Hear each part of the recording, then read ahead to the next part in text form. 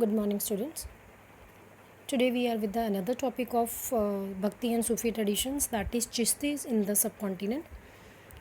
One of the group which migrated to India in late 12th century, that was of the Chistis. Their influence was more on the people. Why they were more important? Because they adjusted themselves very easily and successfully to the local environment of the subcontinent and even adopted several features of Indian devotional traditions also. हमारे India के जो religious traditions थे उनको बहुत जल्दी से उन्होंने adopt कर लिया था, मतलब अपने आप को एडजस्ट कर लिया था उसके accordingly. So now let's see that how was the life in the Chishti Khangah. Khangah was the place where these all Sufis were debating and discussing about Sufism. ठीक है. So Khangah was the building for gathering of Sufi brotherhood, means all Sufis were gathering there and they were discussing and debating about the Sufism. So the Khanqa was the center of social life also, social interaction also. So Sheikh Nizamuddin's hospice means a place where the sick people were treated. So Nizamuddin's that hospice on the banks of river Yamuna, which place name is Ghiaspur, on the outskirts of now what we are calling the city of Delhi. It comprise several small rooms, और उस खानगा में, उस hospice में small rooms थे, खानगास में small rooms and are big hall was there जिसको कहते थे जमात खाना, जहाँ पे सारे इनमेट्स होते हैं बेटे शेख के फैमिली मेम्बर्स और शेख के जो अटेंडेंट थे जो उनको अटेंड करते थे, उनकी मतलब काम में उनको हेल्प करते थे, and visitors. They all lived in that jamaat khana only, the all rooms which were all around that khanqah. And inmates including family members भी थे शेख के, अटेंडेंट भी और उनके डिसाइपल्स मतलब उनके शिष्य भी. And sheikh lived in a small room which was on the roof of the hall के रूफ के ऊपर जो रूम था उसमें शेख खुद रहा करते थे. Where he use to meet the visitors also morning and evening. And veranda was surrounded by the courtyard, मतलब वरांडा के आसपास में सारे कोर्टयार्ड था जिसमें छोटे छोटे रूम्स थे. एंड एक बार एक ऐसा हुआ था कि when this Mughal Mongols they invaded, they attacked on this part of the Delhi. So people from the neighboring areas of this Khangah, they marched into this Khangah to take a shelter, मतलब अपने आप को बचाने के लिए उन्होंने यहाँ पे शरण ली थी आकर इस खानगा में. इतना बड़ा था ये खानगा कि सारे आसपास के एरिया के लोगों को उसने अकोमोडेट कर लिया था. सो मेजर जो चिश्ती के टीचर्स हैं उनमें सबसे पहले नाम आता है शेख मोनुद्दीन चिश्ती, जिनका की दरगाह है अजमेर में राजस्थान में, जो बहुत ही वर्ल्ड पॉपुलर है. ख्वाजा कुतुबुद्दीन बख्तियार जिनकी है दिल्ली में. देन शेख फरुद्दीन गंजे शकार, ये है पाकिस्तान में. शेख निज़ामुद्दीन औलिया जो बहुत ही ज़्यादा पॉपुलर है, उनकी भी जो दरगाह है वो दिल्ली में है जिसको श्राइन कहते हैं. शेख नसरुद्दीन इनकी भी है. तो ये 5 मेजर टीचर्स हैं जो चिश्ती सिलसिला में, मतलब चिश्ती सीक्वेंस चेन में सबसे इम्पॉर्टेंट टीचर्स माने जाते हैं. And these teachers were letter. Then there was also in this khanqah में एक ओपन किचन होता था which was run on charity. उस लंगर में, मतलब किचन में जो लंगर बनाया जाता था, the people were doing charity, और उससे अनआस्क्ड चैरिटी मतलब जो मांगी नहीं जाती charity. Willingly people give donations. From morning till late night, people from all different spheres of life, soldiers, slaves, singer, merchant, poets, travelers, rich and poor, everyone, Hindu yogis जिनको योगी भी कहते हैं, even Qalandars, Muslim Qalandars, they all came seeking discipleship. यहाँ क्या करने आते थे वो? या तो यहाँ के शिष्य बनने के लिए, या फिर एम्यूलेट्स फॉर हीलिंग. एम्यूलेट्स कहते हैं बेटे, आपको पता है कि कई लोग अपने बच्चों, अगर कोई बीमार हो जाए या कोई उनकी प्रॉब्लम हो, उसको सॉल्व करने के लिए वो सूफ़ी संतों के पास जाते थे, चिश्तीस के पास जाते थे, और वो उनको एम्यूलेट्स देते थे, तावीज़ जिसको हम कहते हैं. वो तावीज़ को वो कुछ ना कुछ अपना ही कह लो कि अपने रिलीजियस हाइम्स उसमें कुछ लगाकर उसको मंत्र से करके वो एम्यूलेट्स देते थे. एम्यूलेट्स होता है बेटे एक पीस ऑफ ऑर्नामेंट और a small piece of jewellery जिसको हम तावीज़ भी कहते हैं, अगेंस्ट. और वो किसके अगेंस्ट दिया जाता है? किससे हील करने के लिए? किसी ना किसी इविल पावर के लिए, या फिर कोई अगर किसी के ऊपर कोई मुसीबत आ जाए या कोई बहुत ज़्यादा बीमार है तो उसको ठीक करने के लिए. ये एमुलेट्स फॉर हीलिंग लेने के लिए लोग यहाँ आते थे, या फिर कोई उनकी प्रॉब्लम है तो उसको सॉल्व करने के लिए इस शेख्स को डिफरेंट मैटर्स के ऊपर उनके साथ बातचीत करने के लिए ऑन बिहाफ ऑफ, जैसे कि उनको लगता था कि ये गॉड के मैसेंजर्स ही हैं जो खानका के लीडर्स हैं, सो उनके साथ वो अपनी डिस्कशन के लिए आते थे. अनदर विजिटर्स इंक्लूडिंग पोएट्स, जैसे अमीर खुसरो बहुत बड़े पोएट हुए हैं, our court and the court historian Ziauddin Barani, all of whom wrote about the Sheikh, सभी ने इन शेख्स के बारे में अपनी शेख्स की प्रैक्टिसेस के बारे में भी लिखा है, विच वर अडॉप्टेड इंक्लूडिंग उनकी एक प्रैक्टिस होती थी कि शेख के आगे you have to bow before the sheikh, मतलब उनके आगे झुककर सलाम करना, and offering water to visitors, even पानी देना विजिटर्स को। ऐसी कई प्रैक्टिसेस थी जो शेख के उसमें की जाती थी। और shaving the head of initiates मैंने आपको बताया था कि जो किसी पर्टिकुलर ग्रुप को अपना लेते थे तो उनको उसी के अकॉर्डिंगली फिर ड्रेसअप और उसी के अकॉर्डिंगली सब रूल्स मानने पड़ते थे, जिसमें कि उनको पैच लगे हुए कपड़े, मतलब पुराने कपड़े जिसपे फटे पुराने कपड़े जिस पे पैबंद लगा दिया जाता है, सो उस तरह के कपड़े पहनने पड़ते थे। और हेड शेव कर दिया जाता था उनका। सो शेविंग हेड करने का काम, ये सारे मतलब हेल्प जो इनको वो इस खानगा में जो ये सब कुछ होता था। एंड योगा की एक्सरसाइजेस भी करवाई जाती थी। Represented attempts to assimilate local tradition, और बड़ी ईजिली वो taking in and very easily their understanding the local traditions also. ये सारे चिश्तीस के बारे में हम बात कर रहे थे कि ये क्या क्या काम करते थे। So Sheikh Nizamuddin appointed several spiritual successor, Sheikh Nizamuddin ने काफ़ी सारे अपने सक्सेसर्स को डिप्यूट कर दिया था, जो कि इन हॉस्पिसेस में आपको जैसे मैं बताया कि a place where the sick were treated, उन्होंने काफ़ी सारे parts of the subcontinent में ये सारे हॉस्पिसेस को सेटअप किया। और इससे वो उनकी जो टीचिंग थी, उनकी प्रैक्टिसेस थी, ये ऑर्गेनाइजेशन चिश्तीज़ की वर्ल्ड फेमस हो गई और जगह जगह पे स्प्रेड होगी रैपिडली। और इन टर्न लोगों ने pilgrims to his shrine and also to the shrines of his spiritual ancestors. और इसका रीज़न ये हुआ कि ये लोगों में इतने ज़्यादा पॉपुलर हो गए कि आज भी लोग जो है वो इनकी श्राइन्स के ऊपर, इनकी कब्र के ऊपर, या हम कह लें कि इनकी दरगाह पर लोग माथा टेकने जाते हैं और वहाँ पर अपनी विशेज़ फुलफ़िल करवाती हैं। एंड इवन जो आगे इनके एंसेस्टर्स हुए हैं उनके भी वो बहुत ज़्यादा उनकी भी श्राइन्स के ऊपर लोग जाकर अपनी होमेज करते हैं, मतलब अपनी होमेज, अपनी कह लो कि माथा टेकते हैं, पूछते हैं उनको। सो चिश्तीस डिवोशनलिज्म, चिश्तीस कैसे अपनी डिवोशन को डिस्प्ले करते थे? थ्रू जियारात, ये सारे बेटे उर्दू के वर्ड है, जियारात एंड कवाली। पिलग्रिमेज, ये जो पिलग्रिमेज होता था उस जगह पर जाना, किसी जगह पे ऊपर धार्मिक, जैसे हम लोग भी जाते हैं ना, कोई फेस्टिवल होता है तो हम किसी धार्मिक जगह पर जाते हैं माथा टेकने के लिए, जैसे लोग अमृतसर जाते हैं माथा टेकने के लिए गुरुद्वारे में, या फिर लोग काशी प्रयाग हरिद्वार जाते हैं, इसको कहते हैं जियारात मुस्लिम्स में। जो वो अपनी पिलग्रिमेज जगह पर जाते हैं उसको जियारात कहते हैं। यहाँ किसी की टोम हो, टोम मतलब होता है कब्र, मकबरा जिसको हम कहते हैं, किसी सूफ़ी संत का या फिर किसी सूफ़ी शेख की दरगाह हो, ठीक है, ये वहाँ पर जाना उसको पिलग्रिमेज कहते थे।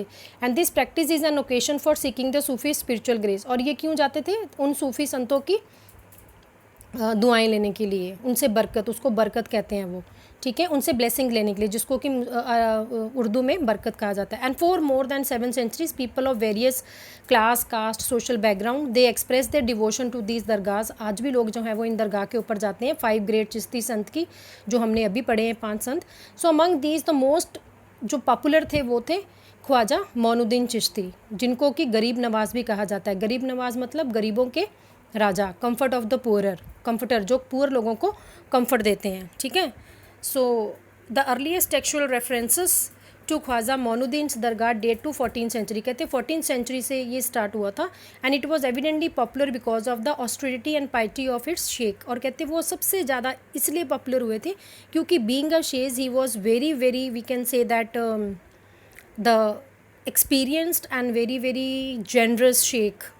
His greatness, his spiritual successors जो इसने अपॉइंट किए अपने बाद के, and patronage of royal visitor, even the royal people, जो राजा महाराजा इसके यहाँ विजिट करते थे, उन लोगों के पैट्रोनेज की वजह से भी कहते हैं ये बहुत ज़्यादा लोगों के बीच में पॉपुलर हुए। मोहम्मद बिन तुगलक जिन्होंने रूल किया है 1324 से 51 तक इंडिया में। So he also first person who visit the shrine of Moinuddin Chishti, वो पहले पर्सन थे जो यहाँ पर गए थे। And but the earliest construction to house the tomb was funded in 15th century, लेकिन जो ये श्राइन बनाई गई थी सबसे पहले उसको फंड किया गया था 15th century में by sultan Ghiyasuddin Khalji of Malwa. Since ये श्राइन जो थी वो ट्रेड रूट के बीच में पड़ती थी दिल्ली एंड गुजरात के, सो बहुत सारे ट्रैवलर्स को ये अट्रैक्ट करती थी, मतलब बहुत सारे ट्रैवलर्स जो थे वो आते जाते वहाँ पर रुकते थे और वहाँ पर माथा टेकते थे। So by the 16th century the shrine had become a very popular and in fact it was spirited singing of the pilgrim bound for Ajmer that inspired Akbar also to visit. और ये इतनी ज़्यादा पॉपुलर हुई कि even Akbar visited this place as 14 times, sometimes he was going 2 or 3 times in a year also to seek the blessings. अपनी नई जब victories होती थी उसके लिए वो ब्लेसिंग्स लेने के लिए जाते थे, जब कोई युद्ध करने जाते थे, या फिर जब कोई फुलफिलमेंट ऑफ वो मतलब होता है मन्नत, जब कोई मन्नत पूरी हो जाए तो उसके लिए वो जाते थे वहाँ पर थैंक्स करने के लिए। एंड इवन जब उनके बेटों की बर्थ होती थी तो उसके लिए भी भगवान को शुक्रिया करने के लिए, थैंक यू के लिए he visited that place of Moinuddin Chishti in Ajmer. So he maintain the tradition until 1580, मतलब इसी ट्रेडिशन को उन्होंने 1580 तक चलाया। And each of this visit was celebrated by generous gift, और जितनी बार भी वो वहाँ विजिट करते थे बहुत सारे gifts which were recorded in the imperial document, जिसको कि इंपीरियल डॉक्यूमेंट्स मतलब जो राजा के बारे में जो इंस्क्रिप्शंस लिखते थे, जो भी क्रॉनिकल्स लिखते थे, उन्होंने अपने रिकॉर्ड में मेंशन किया हो कि बहुत सारे गिफ्ट वो उनके लिए लेकर जाया करते थे जब भी विजिट करते थे। एक बार की बात उन्होंने बताया कि 1568 में भी offered a huge cauldron, cauldron होती है देग, देग मतलब होती है बहुत बड़ा पतीला होता है जिसमें फूड कुक किया जाता है वहाँ के पिलग्रिमेज जो करने आए होते हैं, जो धार्मिक यात्रा पर आए होते हैं उन लोगों के लिए, पिलग्रिम्स के लिए। And also had a mosque constructed, उन्होंने मॉस्क भी एक मस्जिद भी बनाई थी उस दरगाह के अंदर, मोइनुद्दीन चिश्ती की दरगाह के अंदर। तो ये सब कुछ दिखाया गया कि how this rulers were very very deeply respecting this mosque and this Moinuddin Chishti's dargah. And also a part of Ziyarat is the use of music, और वो जियारात में जब वो रात होती थी जिसमें वो म्यूज़िक और डांस करते थे इंक्लूडिंग मिस्टिकल चैंट्स, जो कि स्पेशल ट्रेन म्यूजिशियन जिसको हम कव्वाल कहते हैं, जो कव्वाली गाते हैं, सो वो कव्वाली होती है evoke divine ecstasy. Divine ecstasy मतलब उनका धार्मिक एक्साइटमेंट, जॉयनेस फॉर द गॉड, जो वो शो करते थे अल्लाह के प्रति अपनी म्यूज़िक के थ्रू एंड सिंगिंग के through. And Sufis remember God either by reciting the zikr कहते हैं divine names, and evoking the presence through sama. और उनकी प्रेजेंस कैसे होती थी, वो गॉड को या तो रिसाइट करते थे जिक्र मतलब कोई डिवाइन नेम के साथ, जैसे अल्लाह हो या अली जैसे नाम के साथ वो उनका गाते थे, या फिर वो लिटरली समा मतलब ऑडिशन और परफॉर्मेंस ऑफ मिस्टिकल म्यूज़िक, या फिर ये मिस्टिकल म्यूज़िक के through. Sama was integrate to the Chishtis, integrate मतलब समा जो है वो सबसे इंपॉर्टेंट पार्ट है चिश्तीस के ट्रेडिशन का। And exemplified interaction with indigenous devotional tradition, और ये इसको और ज़्यादा उन्होंने क्लियर किया वहाँ के पर्टिकुलर उस जगह के लोकल एरिया के जो डिवोशन ट्रेडिशन थे, चाहे वह हिंदूज थे या फिर भक्ति संत थे, उनके साथ में उन्होंने उसको मिक्स करके उसको और क्लियर किया अपने डिवोशन को, डिवोशनल ट्रेडिशन को। अब how what was the language and communication system of that time, ठीक है। So it was not just in sama that the Chishtis adopted local language, कि समा ही एक ऐसा उनका ट्रेडिशन नहीं था इस चिश्ती ट्रेडिशन का जिसके थ्रू वो डिफरेंट नेम लेकर अल्लाह को या गॉड को याद करते थे, adopted, but they also adopted the local language. वहाँ की लोकल लैंग्वेज में जो भगवान को जिस नाम से वो याद करते थे उस लैंग्वेज, उस नाम को भी उन्होंने अपने समा में इंक्लूड किया। In Delhi this associated with the Chishti silsila converted इन हिंदवी, और हिंदी में वो इसको क्या कहते थे, जो ये सीक्वेंस बनाया उन्होंने अपने डिवोशनल सॉन्ग्स का, उसको कहते थे हिंदी में सिलसिला। सिलसिला मीन्स सीक्वेंस हिंदी में कहा जाता है उसको। The language of the people which was the main language of the people at that time in India. So other Sufis as Baba Farid, जिनको हम कहते हैं पंजाबी में बाबा फरीद के भी आपने पढ़े होंगे, ही आल्सो कंपोज्ड काफ़ी सारे वर्शंस उन्होंने बनाए लोकल लैंग्वेज में। He was also Sufi son incorporated in the Guru Granth Sahib. You know that कि इसमें से काफ़ी सारे हैं उनके बाबा फरीद की के दोहे जो हमारे गुरु ग्रंथ साहिब जी में मिलते हैं। Yet other composed long poems also, जिनको मसनत्स भी कहते हैं। लॉन्ग पोएम्स को उर्दू में मसनत्स कहते हैं।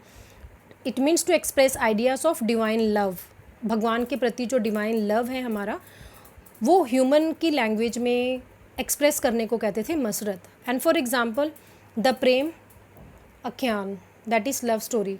प्रेम व्याख्यान होता है ये love story. So Padmavat composed by Malik Mohammad Jayasi revolved around the romance of Padmini and Ratnasen. ये दोनों थे king and prince, the queen and king of Chittor. You might have seen that Padmavat movie, उसमें अगर आपने देखा तो definitely you might be knowing that of the love of Padmini and Ratnasen, ठीक है। So their trials were symbols of the soul's journey to the divine. Such poetic compositions were also written at that time only in this, and they were also recited in these hospices. जो ये hospices होते थे इन चिश्तीस के, उसमें इन सबको recite भी किया जाता था, मतलब गाया जाता था. यूजुअली ड्यूरिंग द समा टाइम, समा होता था जब ये अपना किसी पर्टिकुलर पिलग्रिमेज के टाइम पर जब ये जियारात में बैठते थे और कवालियाँ होती थी, उस समय में इसको भी, इनकी लव स्टोरी को भी स्टोरी के रूप में, पोइट्री के रूप में गाया जाता था. These were short poems in Dakhni. Dakhni मतलब उर्दू लैंग्वेज.